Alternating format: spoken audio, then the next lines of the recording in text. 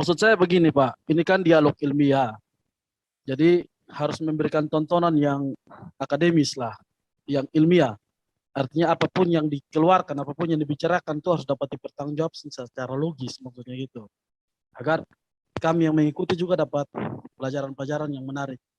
Dari tadi yang saya ikuti, dari apa yang Pak MS sampaikan, sejak dari awal, yang saya lihat, minta maaf ini sekedar masukan, mungkin setiap klaim-klaim yang dikeluarkan itu atau yang diberikan itu harus disertai dengan bukti argumen.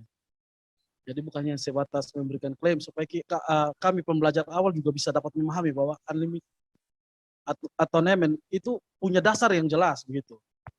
Seperti Pak Budi menjelaskan tentang limited atonement dengan dasar-dasar yang ada, sehingga kami juga dapat melihat dan bisa memilih sendiri begitu.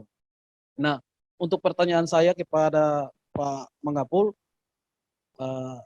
bagaimana bisa penjelasannya Yesus menebus semua orang, tetapi ada yang tidak tertebus? Bukankah penebusan di dalam Alkitab itu sering digambarkan sebagai hutang dosa? Contohnya, saya pakai bahasa sederhana saja Pak. Semua orang berhutang, tapi saya yang bayar. Logikanya harusnya semua orang yang berhutang itu hutangnya sudah selesai, karena saya yang bayar, saya yang tanggung hutangnya. Tetapi bagaimana bisa masih ada yang berhutang atau masih ada yang punya hutang? Nah itu sama halnya dengan Yesus menebus semua orang. Tetapi bagaimana masih bisa ada yang tak tertebus? Itu pertanyaan saya Pak. Mungkin Pak bisa jelaskan secara sederhana. Terima kasih. Terima kasih Pak Albert. Ya.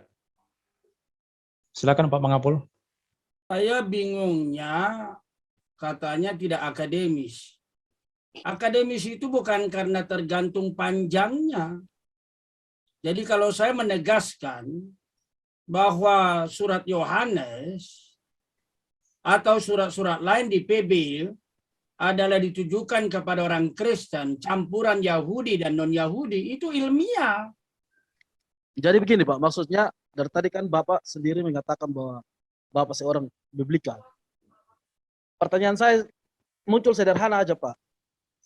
Ciri identik biblikal itu seperti apa Pak? Apakah hanya mengatakan sebuah pernyataan tanpa dengan penjelasan-penjelasan logis atau bagaimana?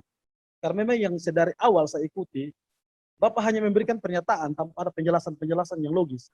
Contohnya Bapak mengutip ayat tanpa ada penjelasan, tanpa ada eksposisi dari ayat. Singkat-singkat aja, jangan terus diulang-ulang kalimatnya.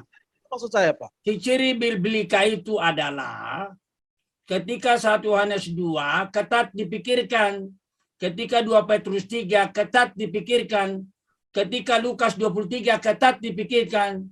Dan ada Lukas 23 itu berkata, ya Bapa ampunilah mereka. Mereka itu adalah mereka.